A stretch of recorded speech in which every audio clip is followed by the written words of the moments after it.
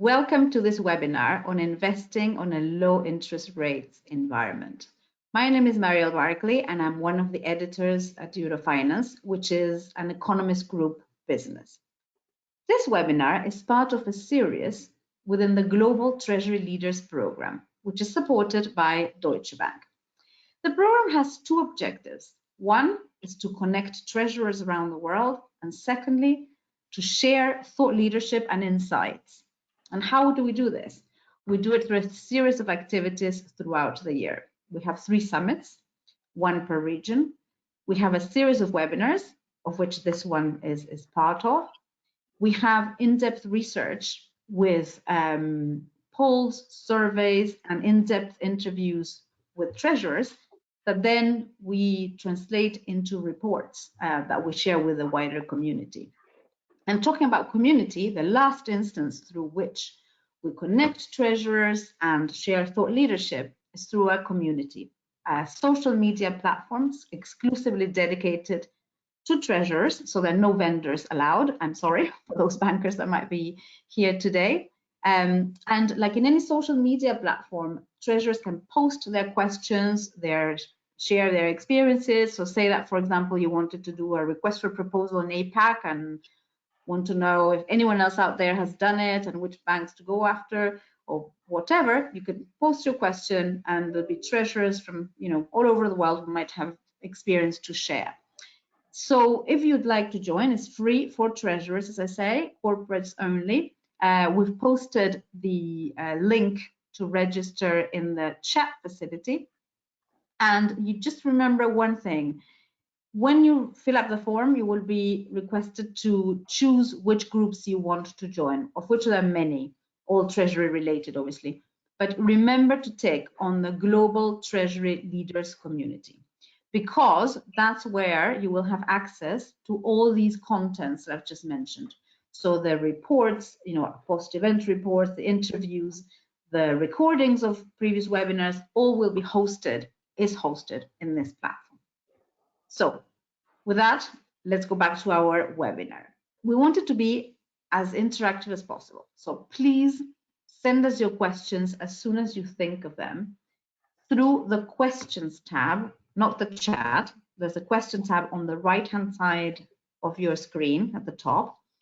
You type them there as soon as you think of them. Don't wait until the end, because otherwise you will forget. So that's that from me. I want to now introduce our very esteemed chair, Bob Novaria, who is a partner at the Treasury Alliance Group and is also a former treasurer of BP Americas, who is more than qualified to expertly moderate this session. So Bob, over to you. Ariel, thank you. I appreciate your introduction, and I'm actually really happy to be part of this group today. Complexity is certainly different than when I was treasurer years back. We're managing large cash positions in a way that is different than it was before. We're dealing with longer dated and potentially credit sensitive securities. We're dealing with other matters like ESG. And so it's a great chance to be able to have a session like this to begin to sort out how people are managing and maybe it's a source of frustrations or a source of helps for people to potentially grapple with it in ways that they hadn't thought of as a result of the conversations we have here today.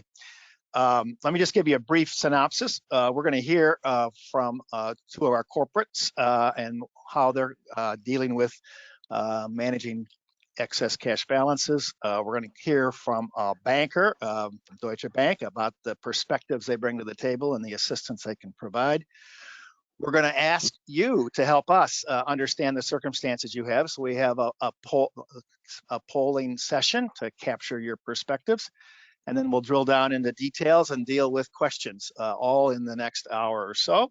Certainly we will at the top of the hour be done.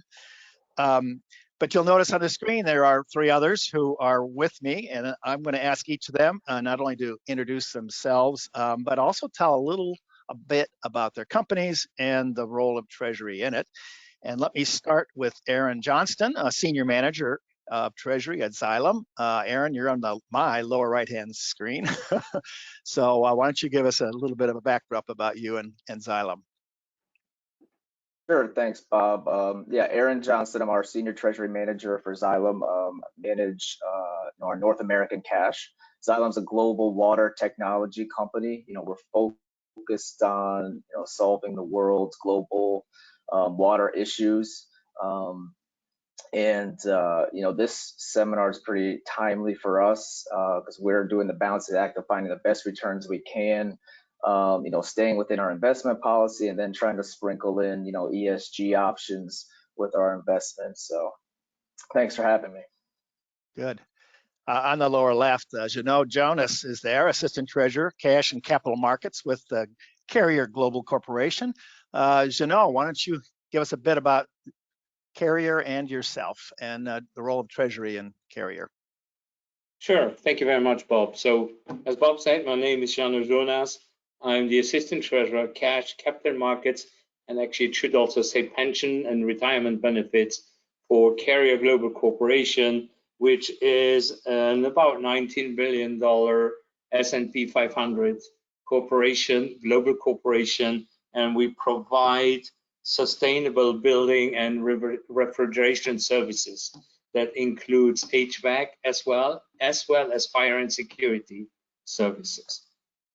We are based in in Palm Beach Gardens, just next door to West Palm Beach in Florida. So explains a little bit my outfit.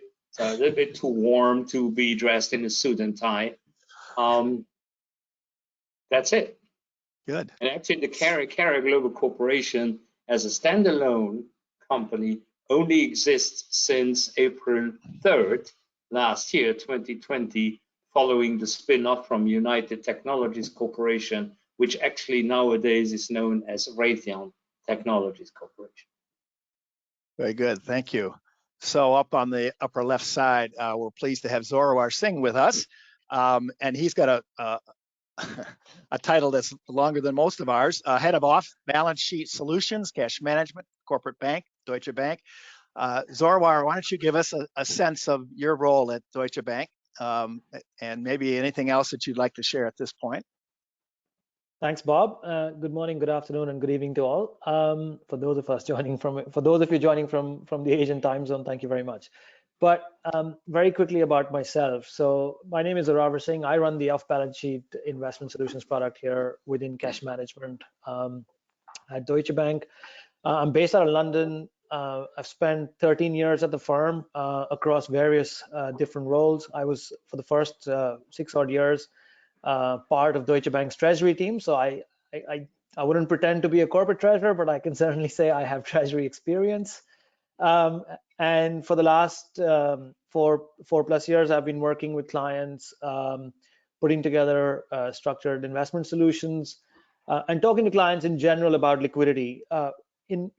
Over the course of the last 1 year, very much focused around how to help corporates manage their excess cash balances, particularly around managing that cash in an off-balance sheet manner for Deutsche Bank, right? So deposit solutions are obviously the traditional forte of most investments that a corporate treasurer typically engages in. But from our perspective, as the industry has gotten a whole lot of cash flooded into it, whether it be from debt issuance from corporate, whether that be from COVID packages from governments, whether that be central bank liquidity injections, it's resulted in significantly higher holdings of liquidity amongst the market. And as a result, we see a great need for talking with our clients about what else is out there, what else can they be doing with their cash, as our deposit rates become less competitive, frankly, as a result of the amount of liquidity in the market. So that's my perspective. Obviously, I hope to have a very engaged discussion today. We're an esteemed company today, so look forward to the engagement. Thank you. Well, now, as I said before, I think the part that is going to be the most interesting is setting the stage for what's actually being done at Xylem and at Carrier. And so, Erin, I'm going to start with you, and maybe you could provide us some sense of the investing that's going on, and maybe starting with some of what the pandemic may have done with respect to cash balances at Xylem. I know many of you out there listening probably have cash buffers to prepare yourself for what has been an extraordinary 15 or 18 months of the tough business for most. So Erin, I'll let you speak a little bit about the investing landscape at Xylem. Sure. So, you know, kind of pre-pandemic, we never had a ton of cash in the U.S. We generally used it to pay our corporate dividends, share buybacks, you know, do debt pay downs. You know, once the pandemic hit, you know, obviously we had no clue what was going to happen. So we actually issued 2 green bonds in the U.S., which, you know, for the first time in years gave us about $1 billion in excess cash to look to invest. Where typically and historically, if we had 20 million in the U.S., that would be a good day. So with this new windfall, you know, we started to look at other options where, you know, historically we would basically only do interest-bearing DDAs. Was about pretty risky for us at that years ago. But you know, with this new cash, we're starting to look at time deposits, money market funds. You know, really big for us is trying to incorporate ESG, you know, factors within all of our investments where possible. Go ahead. Yep. So that's kind of a history of where we're at. So today, where's most of your excess cash being invested? Yeah, so we have a countrywide. I mean, right now, the majority of the U.S. just because of the 2 bonds we did. But we obviously, as a global company, where, excuse me, you know, where we do a lot of business, it's in a lot of emerging markets where there's water issues. China and India are big for us. You know, big markets, emerging markets for us. So we historically had trapped cash there, trying to get that out when we can. But now a majority of it is in the U.S. And if I were to give you a query about your comfort level with the outcomes, are you happy or are you frustrated or something in between? Yeah, it's a little mixed. I think, especially, and again, I'll just keep harping on the ESG factors. I think that's really new for a lot of banks. So a lot of the banks are starting to roll out investments, whether it be time deposits, money markets, with those ESG factors. I think everyone's still trying to figure out what that, you know, what that premium is worth to pay for, you know, an ESG factor, so to speak, for an investment. Very good. So Janelle, Carrier, maybe the same set of overviews from the investing climate and the perspectives you have on it. Yeah, sure. Well, pre-pandemic, actually, Carrier didn't exist as a standalone company. So it was right in the middle of the pandemic that we actually spun off from UTC. So I will not talk about pre-pandemic because it was part of a larger group, which is called RTX nowadays. So that's the symbol. But post spin-off, we actually had roughly about $1 billion, $1.1 billion cash on the balance sheet, of which about 30% was, let me call it, overseas or outside the US. Carrier has a mandatory intercompany lending program in place where every entities that are wholly owned and some JVs, if possible, have to participate in this program, meaning that the excess cash has to be deposited with the Carrier Treasury Center and ultimately ends up in the US. So that being said, so I'm covering basically the location of the cash up front. Any cash that remains in overseas and potentially in countries like China, as an example, or India, as another example, the entities have to implement an investment policy, which is coordinated and approved by Treasury, and then they will invest locally. On our side, we invest, we have an investment policy and guidelines, and we invest the cash according to our investment policy. That being said, post-spin-off. In June last year, we also issued an additional 750 million bonds just to make sure that we had enough cash on hand to cover anything that may come up that would be COVID related. And a little bit similar to Shilam, we looked at the investment capabilities that we would have in the US. To be honest, money market funds are not very attractive because the yields rank from 0 to maybe 0 to 5 basis points. So fortunately, our bank group stepped up and offered us interest-bearing demand deposit accounts as well as time deposits. So that's the mix of investment that we currently have. We have started earlier this year as well to look into potentially investing some excess cash that we may have into ESG funds. But again, we are currently still balancing the return versus investing into green funds. So right now, our cash is mostly invested in the interest-bearing demand deposit accounts as well as in time deposits. Excellent. Well, now I'm going to turn the tables on the audience, and I'm going to ask for some help to be able to bring up a few polling questions that will give us some sense of the 90 or so people who are logged in. So, Dory, can you bring up the first question, please? And it ought to be obvious because we're going to be asking each of you, in this case, what alternative instruments are you using to manage excess cash beyond deposits? And it says, please select all that apply. And it should be pretty easy for you to click into the boxes that apply to your circumstance. Please vote with confidence. I have to say, we cannot see who's voted what, so it's completely anonymous. And absolutely, this is not something that's going to be played back anywhere with any sort of attributions.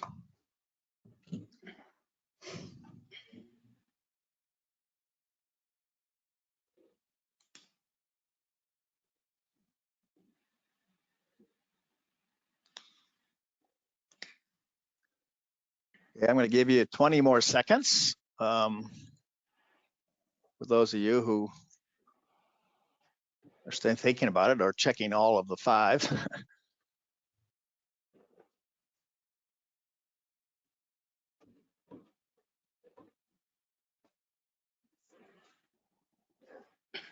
All right, 5, 4, 3, 2, 1. Dory, can you provide us a quick snapshot on the results?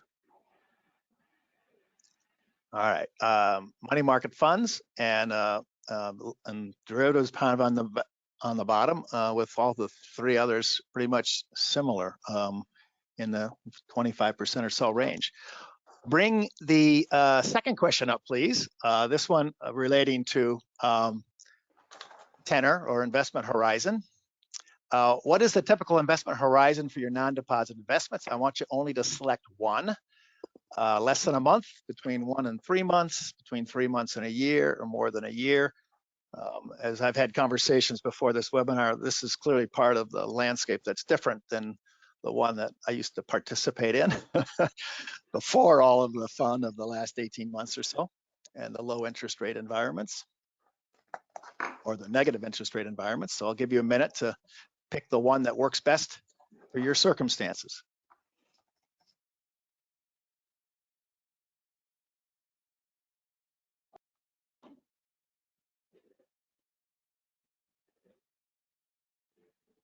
Okay, 15 seconds left.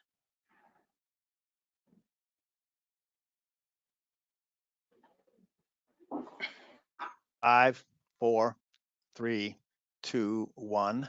Okay, Dory, let's see what the results are on this very interesting split. All right, so a third still within the month, almost half in the 1 to 3 months, and a bit in each of the others. Very good. We have a third question for you, and that's actually all about hurdles. Nothing's easy about today's landscape. And so the third question, what is the biggest hurdle to using non-deposit investments? We've got 4. I want you to, they may all apply, but I want you to select the one that becomes the most difficult or the largest hurdle for your circumstance. The risk or investment complexity, operational constraints, the access to liquidity, or achieving adequate returns, and with a focus there on some of what you've already heard about ESG. Interesting answer so far, actually, Bob. I don't know if you agree. I yeah, I do. the spread It's is that good diversity. yes, I love it. So, but that's what's great about this.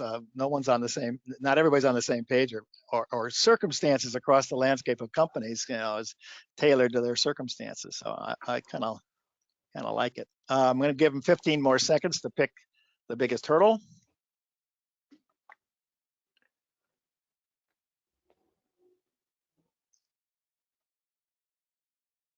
5, 4, 3, 2, 1. Okay, Dory, do your magic. Okay. Again, Zorwar, I would agree with you here. This might not have been the numbers I would have picked either. This is really interesting. And it just reinforces the conversation about liquidity and not wanting to be stuck with something that you can't liquidate or sell. That tells you also that they're into alternatives that aren't the ones they're used to using, would be my guess as well. All right, thank you, Dory. That was terrific. And Zorwar, you I'm sure have some observations, and you probably could also give us some insight of whether this kind of captures the waterfront of what you hear from all the clients you interact with globally. Yeah, so I think, first of all, as I said, right, quite a wide variety of responses. I think from my perspective, here's some things obviously fit in much easier to the narrative. I would say, if you look at the answers on money market funds, right? So if you look at what kinds of products we saw in the responses, money market funds, short-term bonds, repos, they seem to dominate repo less so, but they seem to dominate the non-traditional investment types, if you want to call it that, right? I'd hate to call money funds non-traditional. They're very much what's existed in the US for a long time. Jeannot made the point about yield, which came through, if you like, in the hurdles, right? A lot of people said, yield returns is 16% of the people saying one of the reasons they're not going into certain investments. Now, I think it's quite interesting. Why? Because if you actually look at the statistics, I did a little bit of homework my end, which was since COVID, right? Onshore money market funds, even though the yields have been on a one-way trajectory, saw $1 trillion increase in their AUM. So, pre-COVID, they used to be roundabout, I would say three odd trillion. We from the statistics that I saw, that is actually up by at least $8 trillion in the money market fund space. I'm talking about 2A7 funds in the US, particularly.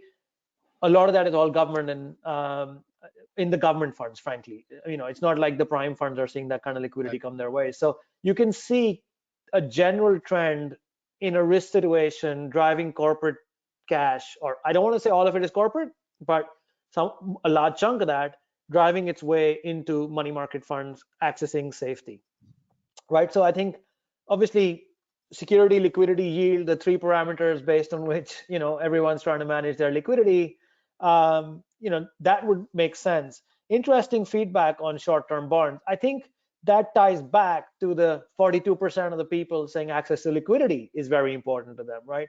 And that also kind of fits into the, I guess a large chunk of that population is within the 1 to 3 month bucket in the bill territory, or everything that we saw in the 22% of the people who say they go beyond 3 months for their investments. I think that's probably the population you're looking at, frankly. Interesting aspect to that, right? One of the things that we've been seeing when talking to corporate treasurers, I think and I'm sure Aaron and Jano will discuss this, investment policies, right? Are your investment policies prepared and ready to take those instruments before you suddenly get a lot of cash? Now, when COVID comes, you're drawing down credit lines, or you're operationally generating more cash, or whatever your reason for being long cash, right? It is a little bit unexpected. Well, a little bit is being the funny word, but I would say it is very much unexpected, and therefore, if your investment policy isn't ready for it, you're struggling to manage it, right? So I think treasurers have certainly realized the need to have flexibility to manage events as they may come up. Secondly, we do see a change in the way treasurers look at liquidity, right? Historically, you would say anything longer than 3 months, it's not cash and cash equivalents. Some firms do use 6 months as well for that. I think cash and cash equivalents is a very important metric by which treasurers look at it. Why? Because rating agencies are looking at that.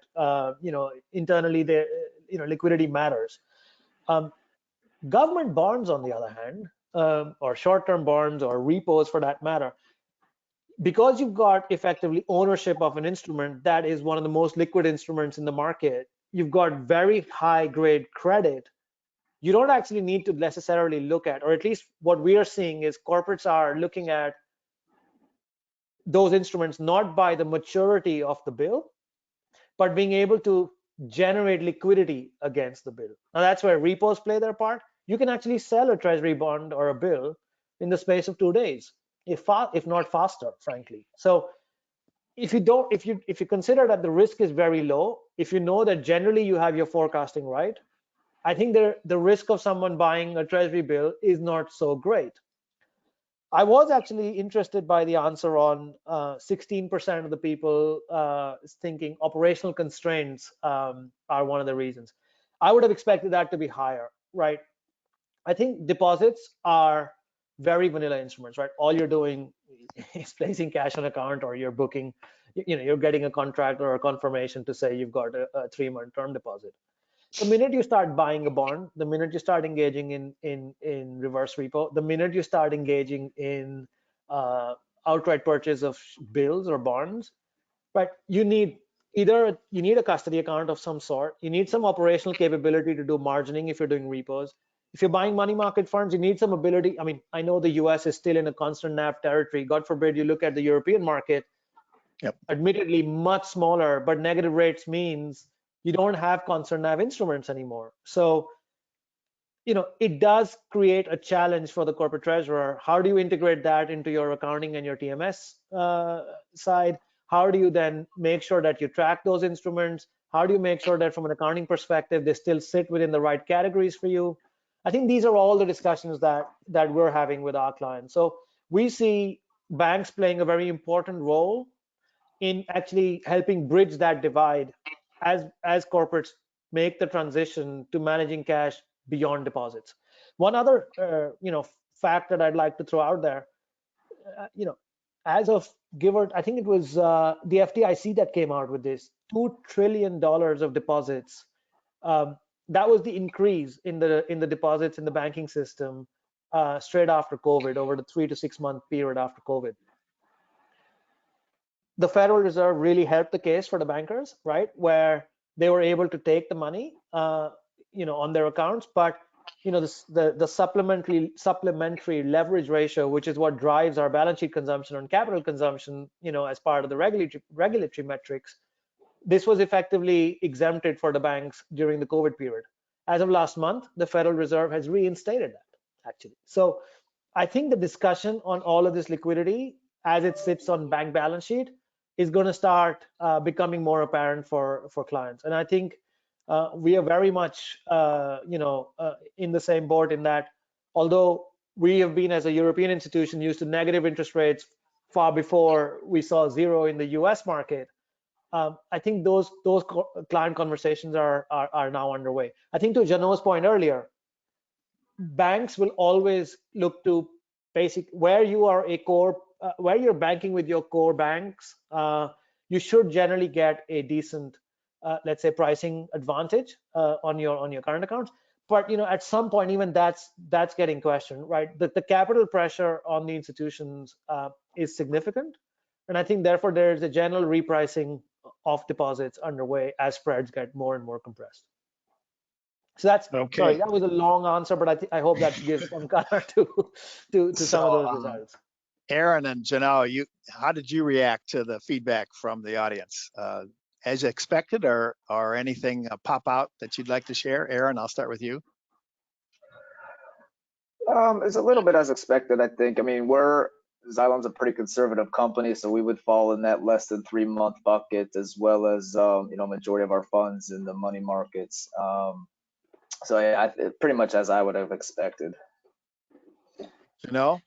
I second that, and we are a very conservative company as well. Our investment policy actually, and I use a term that became famous within the UTC carrier Otis world, is clone and cleanse. So we basically took the UTC investment policy, cloned and cleansed it. So basically made it fitting to carry on one side. And I know my colleagues at Otis did it the same. So Otis is the other entity that spun off from UTC. So it was as expected. It's the vast majority, I think, I don't have the numbers exactly in my head now, but I think 80 to 85% are actually investing in very short term. So 1 month or up to 3 months. And that's exactly how our investment policy is. We have in our investment policy, we cover all instruments that we can or cannot enter into. So, and I think I saw that one of the hurdles is the investment policy. And to Zorava's point, I think it's important for corporates and for treasury departments to have an investment policy in place as soon as possible or immediately, so that whatever surprise comes down the road, you're actually covered by. You can or you cannot do. We were going to go down this policy guidance. Let me just, Erin, introduce one other question to Janelle, and then I'm going to ask you to come in, because he did a great job. One of the things I want you to explain is, does your policy speak to counterparty credit issues or ratings issues associated with can and cannots? Yes, it did. Actually, it was not part of the clone and cleanse from UTC. So the original UTC investment policy didn't have that in. So we performed a benchmark study, and following the benchmark, we introduced a counterparty credit rating agency criteria. So our counterparties for investments must be single A rated at minimum by 2 out of the 3 best known rating agencies, not to name them here. So Erin, maybe we could ask you to just sort of go through the policy guidance that you use to govern the decision making that Xylem does in this space. Yeah, so I think pretty similar to what Janelle said. And I'll just comment, Xylem, we were a spinoff back in 2011. We did a similar thing where we cloned the prior policies.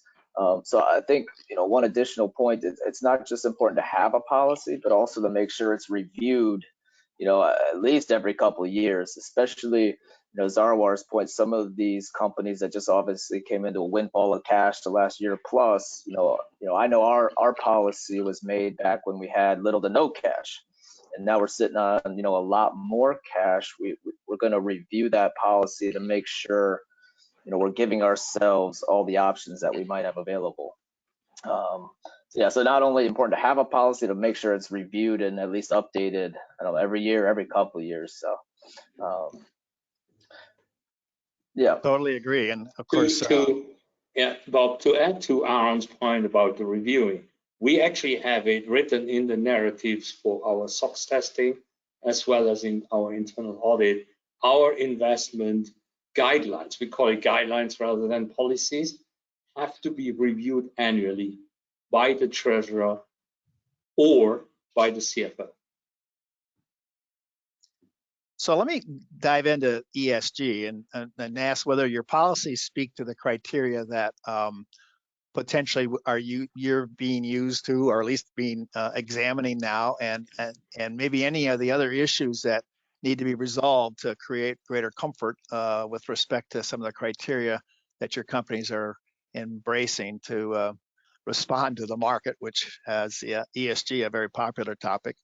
Everybody gets emails every day speaking about some element of that. So Erin, I'll ask you first. Is ESG covered in your policy? And beyond that, what are the issues you're still sort of grappling with to make it the decisions you have comply with what the company's strategies ought to be? Yeah, it's not specifically in our policy, and again, I think it's been probably too long since we've viewed that, and we may add that, with our next go round. But the biggest thing we're grappling with is, if I can get, let's say, 30 basis over here for a normal time deposit, what do I want to give up to make it a green time deposit? Is it 5 basis points, 10, 15 basis points? What's that? What's that premium, so to speak, to say we're investing in green? That's the biggest thing we're grappling with right now, is just trying to figure out what that spread should be to obviously make it worth investing in and getting a good return, but also trying to do, the ESG path as well. Bob, you saw me shaking my head, basically moving up and down. So it's exactly the same. It's not written, there is nothing written specifically in our policy regarding ESG. However, it ties into Carrier's 2030 ESG guidance or plan that has been communicated to the street. And it's the same thing. Right out the starting block, Carrier has been and still is highly leveraged. So interest yield, interest income is helping us mitigating our interest expense from our debt. And our cash also is, I shouldn't call it earmarked, but one of the usage of our cash is going to reduce our indebtedness as much as we can and as soon as we can. So I think we could invest in ESG as long as the counterparty criteria is met and all the other criteria are met per our investment policy. But it's the same. Do we want to take a 10, 15 basis point cap or not? So that sort of tees up the other thing. Most treasurers and treasury organizations always want to, they seem to be a bit competitive. They'd like to be able to do a great job bringing back and maximizing returns. At the same time, I think the diversity of responses to that first question about how many places people are needing to park their excess cash kind of speaks to the fact that a lot of research is being done. I'm going to start with you, Erin. What kind of, outside expertise and what sort of alternatives are you guys examining that is clearly way beyond what had been the 20, you mentioned 20 million available versus $1 billion available? Obviously the complexity brings to the fact that there's lots of different places you're using. And tell me the fight for returns or yields, what kind of tensions is that creating at Xylem? Yeah, I mean, we're always having fun with our accounting team. Historically, like I said, we haven't even gone to 30-day or 3-month time deposits. We're getting 3-month time deposits now. Now we're trying to fight a little bit to get into 6-month.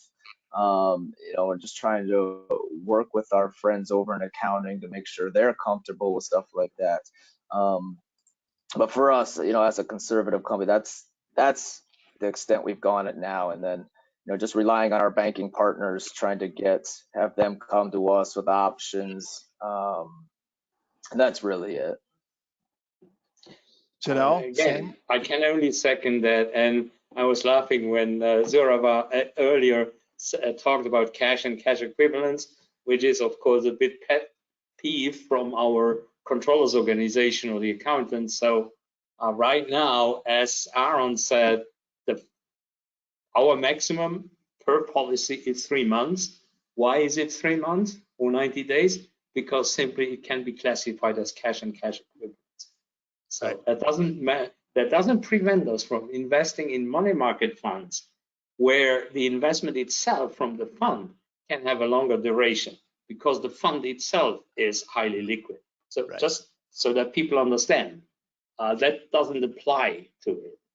But so the other thing is, maybe if we were to look outside the US for investing, it would not only be the accounting department that we would have to coordinate with, but also the tax department, which always from a US perspective is extremely important. We're connected at the hip with tax, no question. You know, in the same vein, we've just gotten a question that, as in some sense, and I'll summarize, is that is 0% an acceptable return? And clearly that sounds a bit more like something outside of the U.S. But what I'm hearing both Erin and Jeannot say is that 0 is not an acceptable return in your circumstances, because if it were for excess cash in the Eurozone, 0 would be an acceptable return. Now, it's also a fact that at least, and I can speak to our bank group, the Euro banks, Deutsche Bank is part of our bank group, definitely have put in a threshold. So we can have excess cash up to a certain threshold, and they would not charge us negative interest for that. Now, once we exceed this threshold, the negative interest pops in. So we won't get any interest on as long as we stay under the threshold, but we are not being penalized. Yeah. You know, I've had a couple clients in the last few months speak to the history of where overnight investing seemed to be fun, and of course now it's almost non-existent. And people are bragging about, oh, my ECR rate from the bank. So what's really interesting, and Zoroar kind of highlighted the fact that maybe the returns that banks are providing are going to be under pressure. So it's only going to be more difficult, I think, in this upcoming horizon. And that sort of tees up, Zoroar, you know, the speech that you can give that says, okay, bankers, you know, you've got some pressure coming down from the Fed or the other central bankers. You're going to be having opportunities to help with operational burdens. You're going to have opportunities to introduce, you know, access to particular alternatives. Maybe you could frame for us, you know, the role that you now are in a position of taking on as it relates to assisting in this complex environment. And I'm sure Deutsche Bank and many others are all similarly struggling to begin to offer alternatives that make them a very valuable player on the corporate treasury team. Bob, would you mind if I quickly chime in here? And I think it would also be important when you're at a US-based corporate, and your bank group includes not only US banks, but international banks. However, you're being banked out of the US.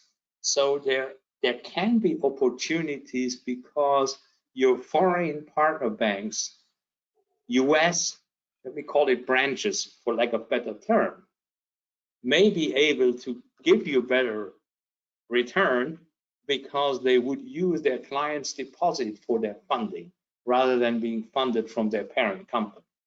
Maybe that's part of the answer that Zoroar can So provide. I think that's long been happening in this space. So Jano, I will certainly tell you, you know, European banks, dollar funding. I mean, dollar is the currency of the loan market, right? I mean, look at trade finance that corporate treasurers do, right? It's primarily dollar denominated. Look, trade is done in dollars to a large extent. I think actually that is also changing for various reasons that we don't need to go into here. But I think it's very much the case that there are pockets of opportunity. As corporate treasurers, you must take your opportunities where they come, right?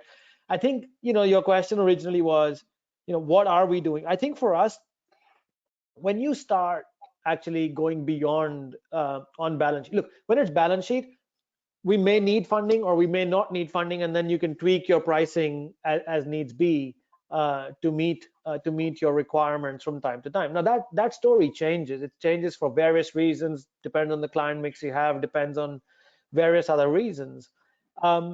having said that, one of the things that we see is when we provide access to off-balance sheet investments, and off-balance sheet investments being off-balance sheet, like money market funds, repos, or whatever, the role of the bank becomes that of market access. We are no longer, now,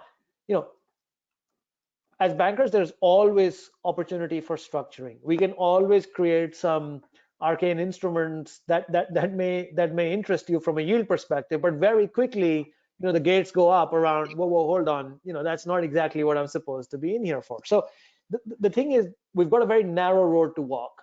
And as we walk that narrow road, once we know what is a given, that on-balance sheet price is what the price is, the off-balance sheet becomes a market access question. And I think where we spend a lot of our time is actually scouring the market to say to corporate treasurers, look, it's our job to find you investments. It's our job to make it easy for you to get those investments. It's our job to administrate that process for you.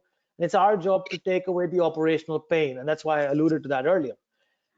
I think eventually choosing the investment, making it part of the guidelines, as you said, Jano, Aaron, as you said about your investment policy, that's not something, I mean, we can certainly discuss it. We can certainly play an advisory role, at the risk of not calling ourselves an investment advisor, right? I mean, that is an interesting territory, but I think we certainly see that remaining the forte of the corporate.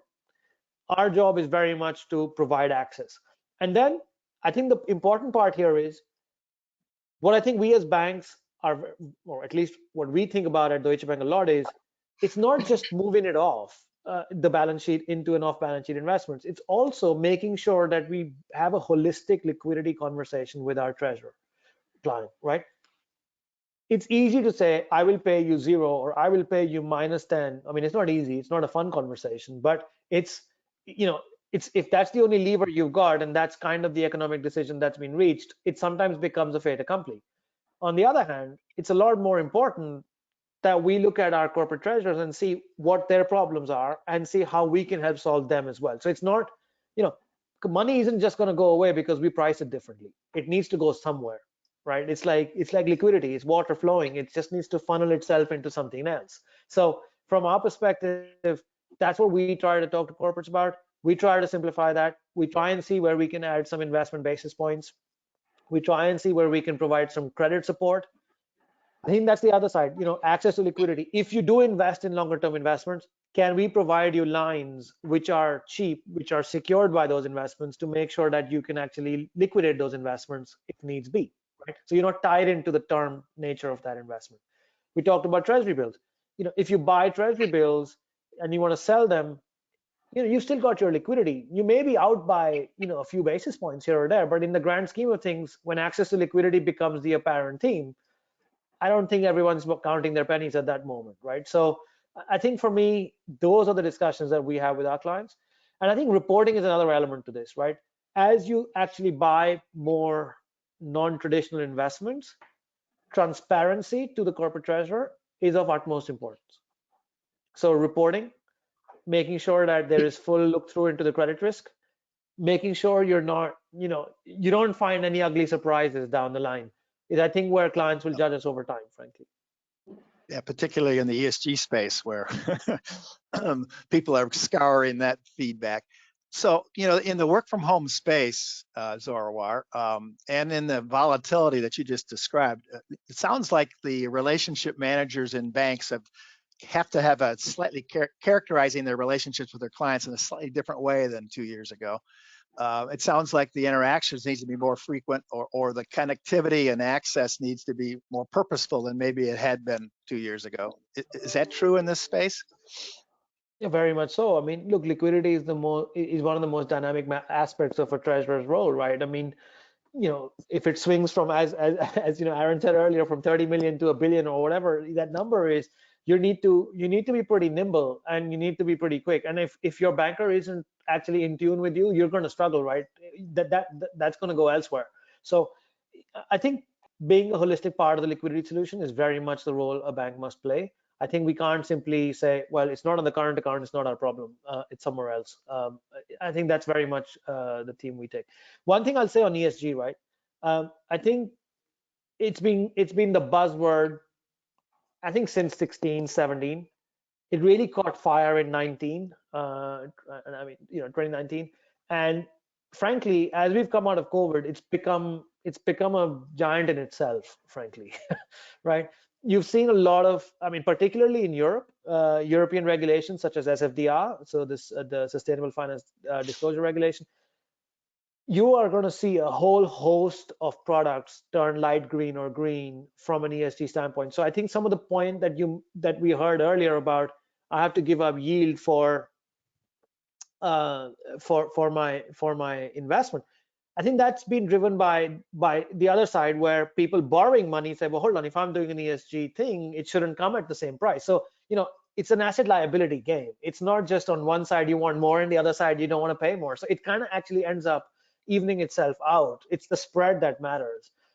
And frankly, the other thing I would say is, we've seen, so I did the research yesterday, I think Fitch published a report, 22 or 26, I think it's 26 new ESG funds have kind of come into existence. Of those, 16 are actually in the European space and only 8 in the US space. So I think Europe's kind of a little bit ahead, and I think a lot of stuff is about to turn light green or green under the ESG principles, based on SFDR, based on some of the regulation taking shape.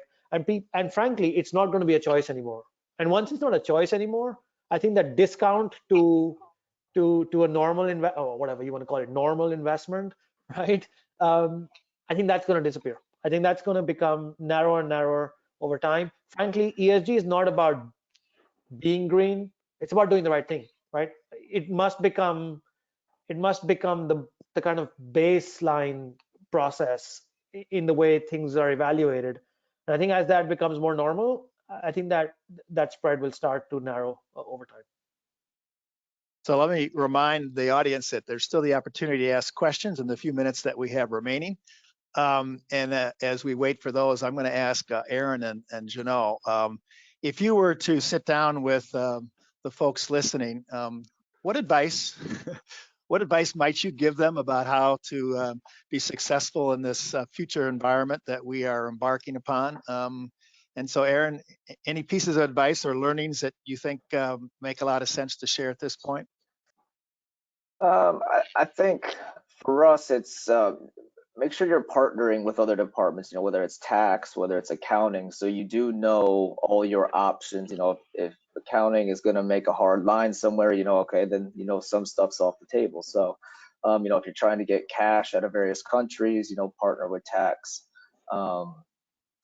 Just because we started a really good relationship with those two departments, so we all partner together and we're all on the same page when we're looking to do various things, whether it's getting cash out of China, or investment options with longer horizons. So yeah, I would just say start that dialogue with those various departments and keep everyone in the loop, and and that way you're all on the same page and there's no surprises once you want to do something. No? Yeah, absolutely. And but the question I have back to you, Bob, you mean from an investment perspective or from a treasurer general perspective? So. Well, it's two questions, and it was meant to be in the investment space, but this last learnings of the pandemic and the work from home and everything else, there's just a litany of learnings from the last 18 months that span the horizon. But I was really targeting very much on the investing space. So investing space, first of all, a disclaimer: I'm not an investment advisor, so I don't have a license for that. So don't take my advice for granted, and just make sure that you connect with your partners. But Erin was right. I think you have to have excellent relationships in-house with whether it's with the accounting/controllers group and tax. These two, you have to work together in any way. So make sure you have excellent relationships with both. The other thing, because ESG is becoming a bigger part of it, if your company has a dedicated ESG department or person, make sure that you involve that person or that department as well, at the same level as you involve accounting, controllers, and tax.